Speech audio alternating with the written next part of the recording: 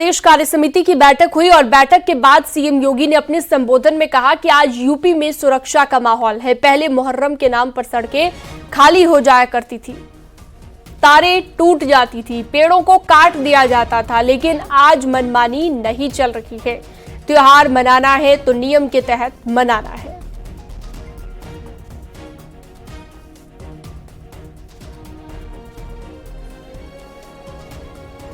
उत्तर प्रदेश के अंदर सुरक्षा का ये वातावरण आपको आज देखने को मिल रहा होगा।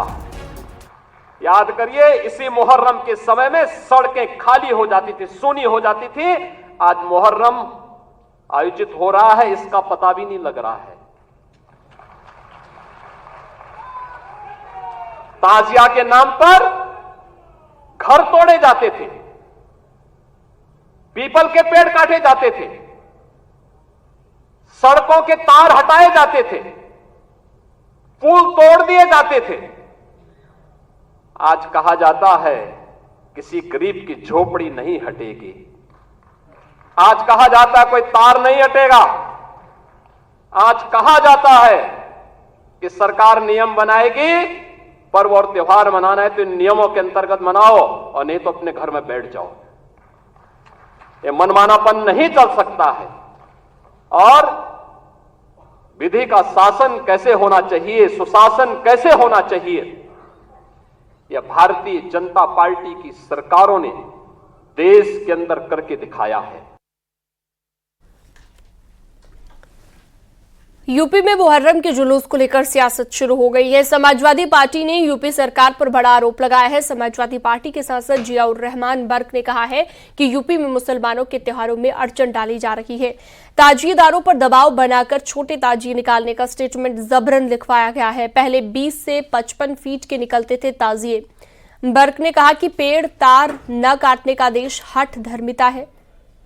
बर्क ने कहा कि यूपी में समाजवादी पार्टी की सरकार आएगी तो मुस्लिम धर्म का सम्मान होगा।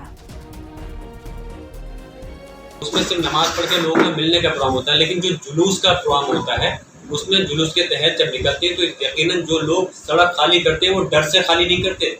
योगी जी पहले इस बात को कहने से पहले सोचे कि लोग डर से सड़क खाली नहीं करते बल्कि दूसरे के सम्मान में सड़कों को खाली करते हैं। अगर हिंदू समाज का कोई त्योहार, कोई जुलूस निकल रहा है तो मुसलमान डर कर खाली थोड़ी कर रहा है सड़क को, वो उसके सम्मान के लिए खाली करता है कि उनका जुलूस निकल जाए और कोई अड़चन पैदा नहीं हो।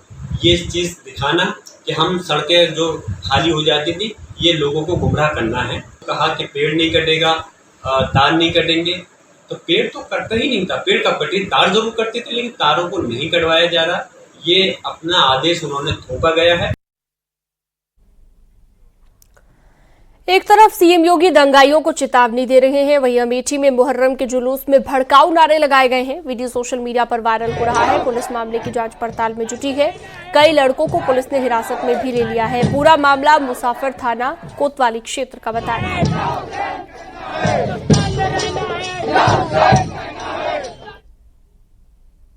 मुसाफिर खाना क्षेत्र का एक वीडियो सोशल मीडिया के माध्यम से संज्ञान में आया है। वीडियो में दिख रहे लोगों को हिरासत में लेकर उनसे पूछताछ की जा रही है। साथ ही उनके ऊपर सुसंगत धाराओं में अभियोग पंजीकृत कर लिया गया है। वीडियो की भी जांच कराई जा रही है। जो भी आवश्यक वैधानिक कार्रवाई है वो की जाएगी।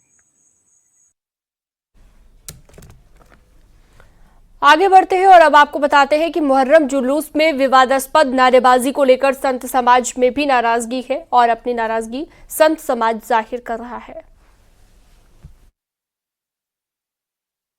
जुलूस में कोतवाली के सामने मुख्य मार्ग पर नारे लगाए गए, हिंदुस्तान में रहना है तो या हुसैन कहना पड़ेगा। ये धमकीदार नारे लगाए जाते रहे। ऐसी स्थिति में पूरे समाज में बड़ा भय उत्पन्न हो रहा है।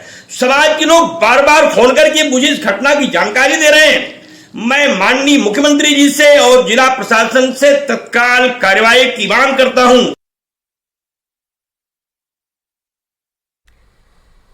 यूपी में मुहर्रम जुलूस के दौरान सरकारी नियमों के पालन को लेकर all India Muslim personal law board का बयान सामने आया है। पर्सनल लॉ बोर्ड ने सीएम योगी आदित्यनाथ के बयान पर प्रतिक्रिया देते हुए कहा कि एक खास समुदाय को टारगेट करके माहौल बनाया जा रहा है। तो पूर्व डिप्टी सीएम और बीजेपी नेता दिनेश शर्मा ने कहा कि देश संविधान से चलेगा, न कि शरिया कानून से। हमारे योगी साहब कहते हैं बीजेपी के आने से पहले भी तो वहाँ पे दूसरी हुकूमतें मौजूद थी ना, उस वक्त कहीं ऐसा कोई लॉ एंड ऑर्डर का मसला पैदा हुआ क्या?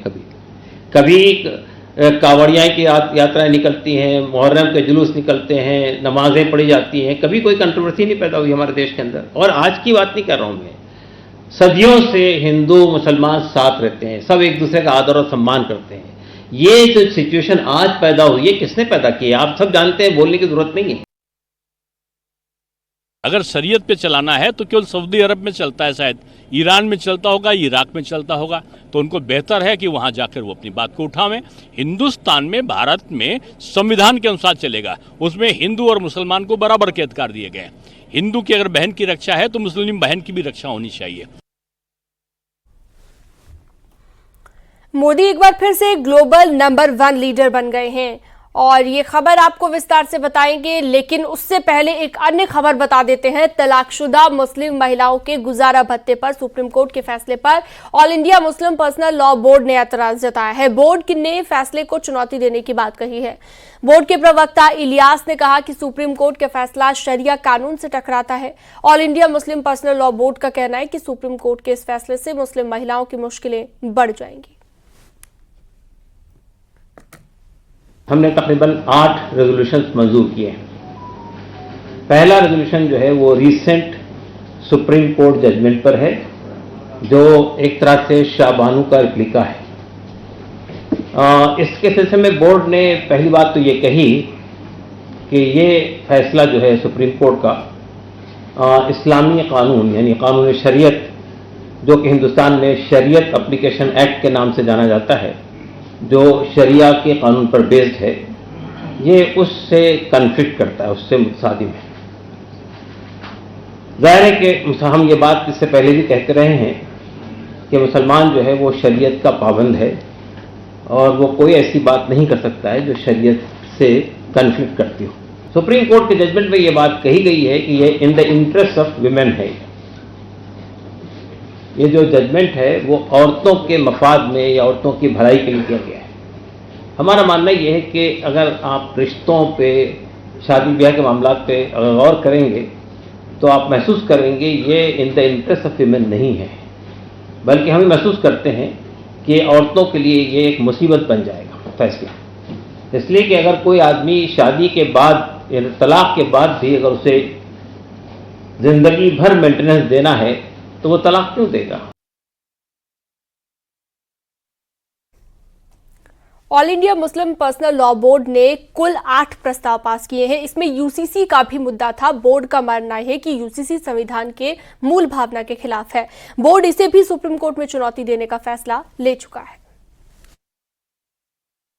महसूस करते हैं कि यूसीसी जो है न सिर्फ कॉन्स्टिट्यूशन की स्पिरिट के खिलाफ है, बल्कि जो रिलीजियस फ्रीडम हमको यहाँ हासिल है उसके खिलाफ भी है। तो हमने ये बात कही गई है कि यूसीसी के सिलसिले में अगर सेंट्रल गवर्नमेंट या स्टेट गवर्नमेंट भी कोई बात तय करती है तो उन्हें इससे रेफरेंस